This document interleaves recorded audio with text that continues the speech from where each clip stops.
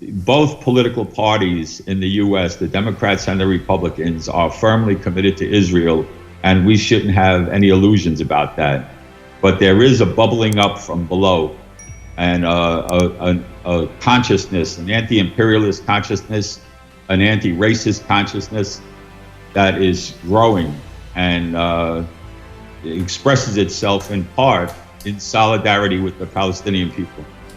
Many American unions voiced their support for the Palestinian cause and the Palestinian struggle for freedom, independence, and justice.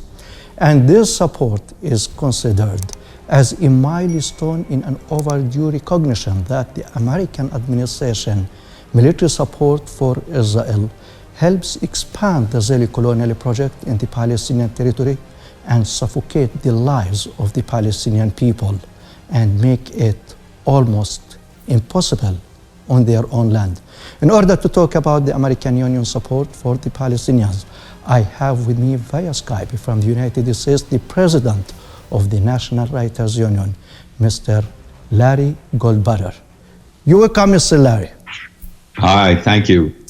Mr. Larry, we see that the support voiced by different American unions, including the union that you represent, the National Wrietrs Union, voice their support for the Palestinian people and the Palestinian struggle for justice and the freedom in an unprecedented way compared to 10 years, 15 years ago. Why do you think this change is taking place now? Well, I think there's a number of reasons. One is because, the main reason is because the Palestinian people continue to struggle for their freedom. And as long as that struggle goes on, it will draw more and more support.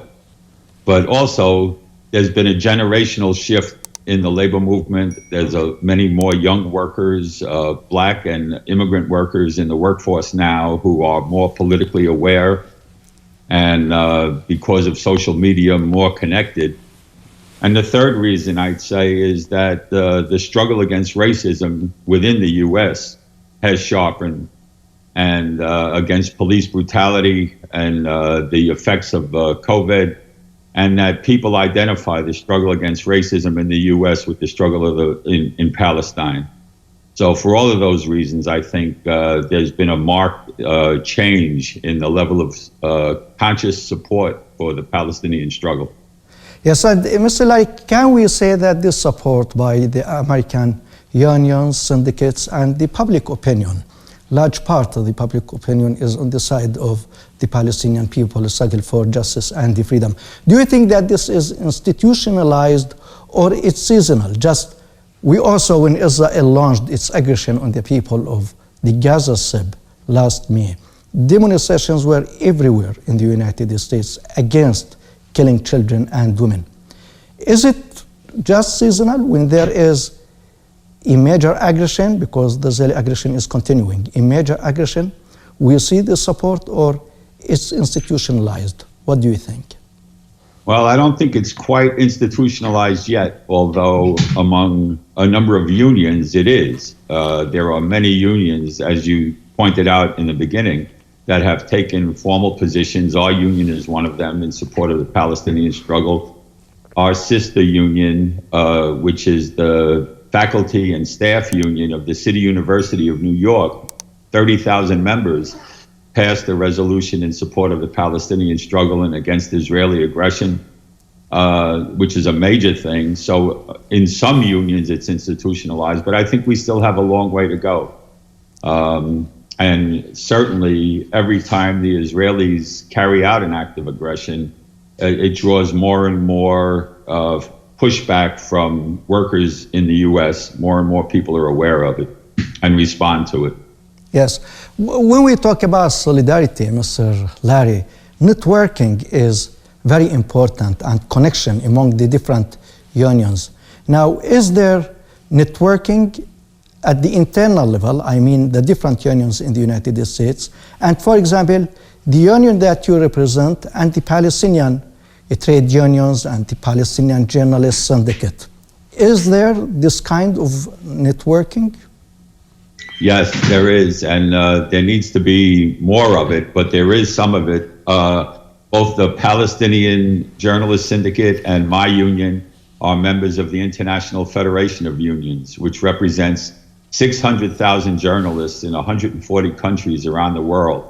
And we are all on the side of the Palestinian people. So that's a significant thing. And within the U.S., there are a network of unions that show up at demonstrations, and pass resolutions, things like that. Within our union, we've set up an international committee. And in the past, we've done work around supporting Palestine, around ending U.S. financing of arms shipments to both Israel and Saudi Arabia to carry out aggression in Yemen. So our international committee is a very important part of reaching out to other unions and reaching out to the many journalists in the U.S. that we can reach. Yes, and now, okay, we have support from the different unions, and when the United Nations General Assembly voted for recognition of the State of Palestine as non-observer member state of the United Nations, 92% of the world voted yes. But when it comes to the political level and the governments, the policy is still almost the same. So why do you think this solidarity and this activism by the supporters of justice does not affect the political levels, mainly in the United States, to pressure Israel to commit to the international law, but nothing more? Well, the U.S. has not recognized international law in many cases.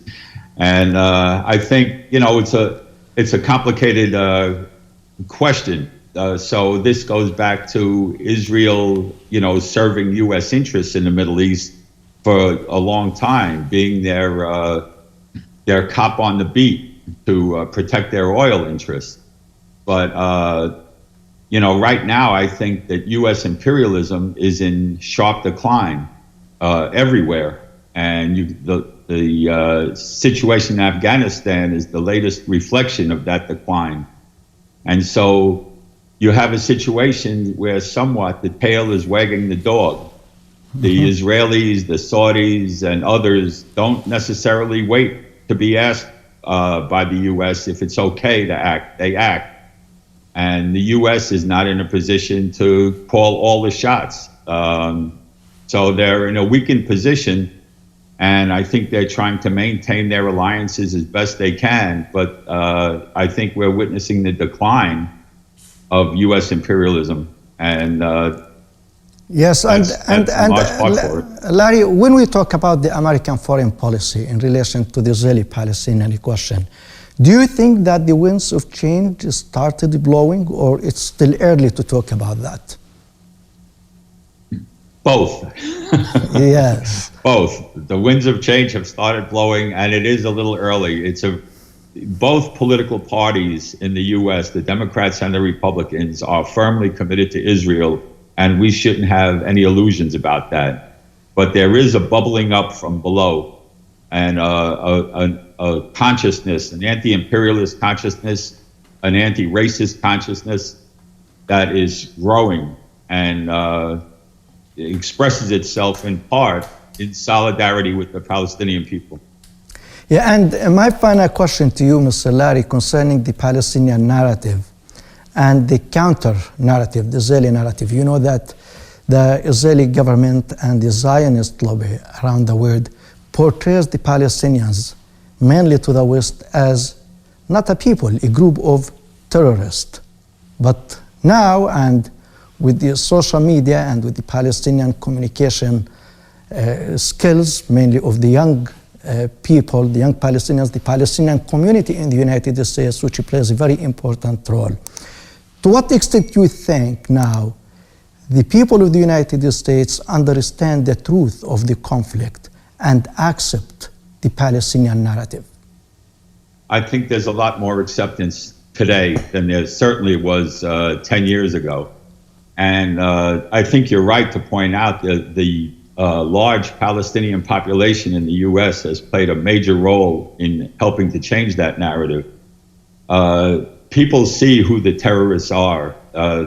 Just like here we have the people that stormed the Capitol on January 6th, or there's plenty of terrorists in the U.S., and they all identify with Israel, by the way. So I think the narrative that Palestinians are terrorists is losing. That much I can say. Yes. Larry Goldbetter, the president of the National Writers Union of the United States. It was a great pleasure to have you on our program. Thank you. My pleasure. Thank you. Thank you. And thank you very much for watching. And from me, Osama Nazal. Have a nice time.